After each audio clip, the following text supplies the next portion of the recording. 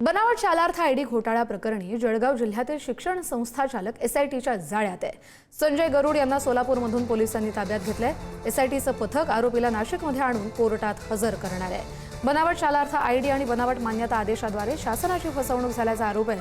तर जळगाव जिल्हा परिषदेचे तत्कालीन शिक्षणाधिकारी शशिकांत हिंगणीकर यांच्या माहितीच्या आधारे गरुड यांच्यावर कारवाई करण्यात आली आहे। नियमबाह्य मान्यता देऊन शेकडो शिक्षक आणि शिक्षकेतर कर्मचाऱ्यांना लाभ मिळाल्याचा आरोप आहे। या अटकेमुळे शालार्थ आयडी घोटाळ्यातील आणखी मोठे धागेदोरे समोर येण्याची शक्यता आहे। या संदर्भातले अपडेट घेऊया आपल्या प्रतिनिधी किरण ताजणे यांच्याकडून। किरण, त्यांना किती वाजेपर्यंत कोर्टात हजर केलं जाईल? साधारणपणे दुपारच्या सत्रामध्ये संजय गरुड यांना कोर्टामध्ये हजर केलं जाणार आहे। नाशिकच्या एसआयटीच्या पथकानं त्यांची एकूणच सोलापूरमधून अटकेची कारवाई केलेली आहे। जळगावचे ते रहिवासी आहेत, भाजपचे पदाधिकारी असल्याची देखील माहिती मिळते। आणि या सगळ्या अनुषंगाने जर बघितलं तर मागील काळामध्ये ज्या व्यक्तींना अटक करण्यात आलेली होती त्यांच्या माध्यमातून जे तपासाची चक्र फिरवण्यात आली त्यातून एक एक करत एक एक कडी जोडत आतापर्यंत संजय गरुड यांच्यापर्यंत हा तपास येऊन ठेपलेला आहे।